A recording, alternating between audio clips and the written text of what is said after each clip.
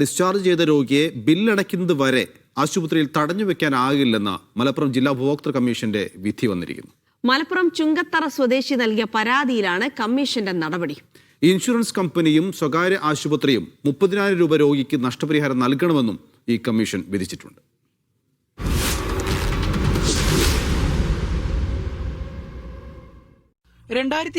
September 18 Chungathara സ്വദേശി കോയക്കുട്ടിയുടെ മകന് ശ്വാസതടസ്സം അനുഭവപ്പെട്ടതിനെ തുടർന്ന് സ്വകാര്യ ആശുപത്രിയിൽ സർജറി നടത്തിയത്.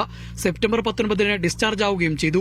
ചികിത്സയ്ക്ക് അഡ്വാൻസായി 11,000 രൂപ ഇൻഷുറൻസ് അനുവദിച്ചെങ്കിലും ഡിസ്ചാർജ് ബിൽ 66,500 രൂപയ്ക്ക് പകരം 41,800 രൂപ മാത്രമാണ് ഇൻഷുറൻസ് തുക അനുവദിച്ചത്. കൂടുതൽ തുക അനുവദിക്കാൻ കഴിയില്ലെന്നായിരുന്നു ഇൻഷുറൻസ് കമ്പനി അറിയിച്ചത്.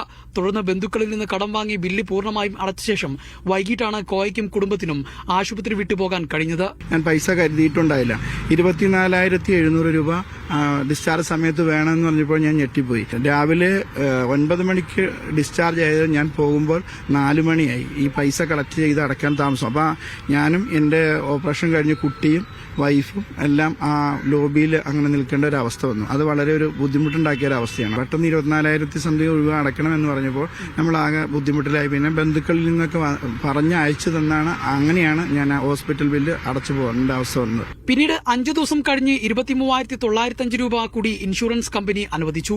എന്നാൽ മുഴുവൻ ചികിത്സാ ചെലവും അനുവദിക്കണമെന്നും ആശുപത്രി ബില്ലടയ്ക്കാൻ കഴിയാത്തതിനാൽ ആശുപത്രിയിൽ തന്നെ തുടരേണ്ടി വന്നത് ഇൻഷുറൻസ് കമ്പനിയുടെ ഭാഗത്ത് വീഴ്ചയാണെന്നും ആരോപിച്ച് ജില്ലാ ഉപഭോക്തൃ കമ്മീഷനെ സമീപിക്കുകയായിരുന്നു. ഡിസ്ചാർജായി 3 മണിക്കൂറിനുള്ളിൽ ക്ലെയിം പാസ്സാക്കി തന്നെന്നാണ് IRDAയുടെ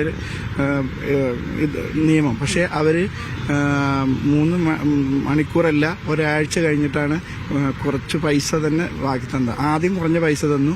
പിന്നെ അവര് കോസ്മെറ്റിക് സർജറി ആണെന്നുള്ള വ്യാജേന നമ്മളെ ക്ലെയിം ബാക്കി തരാതിരിക്കുകയാണ് ചെയ്തത്. അവരെങ്ങനെ പൊതുജനത്തിനെ പറ്റിക്കാം എന്നുള്ള രീതിയാണ് ഇൻഷുറൻസ് കമ്പനിയുടെ ഭാഗത്ത്. അത് മനസ്സിലാക്കിയതുകൊണ്ടാണ് ഞാൻ കൺസ്യൂമർ കോർട്ടിനെ സമീപിക്കാൻ തയ്യാറായത്. സർജറി കഴിഞ്ഞ രോഗിയെ രാവിലെ ഡിസ്ചാർജ് ചെയ്തിട്ടും വൈകുന്നേരം വരെ ഇൻഷുറൻസ് തുക അനുവദിക്കാത്തതിനാൽ ആശുപത്രിയിൽ കഴിയാനിടവന്നതിൽ ഇൻഷുറൻസ് കമ്പനിയുടെ ഭാഗത്തും ആശുപത്രിയുടെ ഭാഗത്തും വീഴ്ചയുണ്ടെന്ന് കണ്ടെത്തിയാണ് മുഴുവൻ ചികിത്സാ ചെലവും കൂടാതെ നഷ്ടപരിഹാരമായി 25,000 രൂപയും കോടതി ചെലവായി 5,000 രൂപയും നൽകാൻ കമ്മീഷൻ വിധിച്ചത്.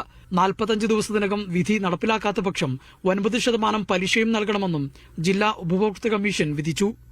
മീഡിയ 1 മലപ്പുറം.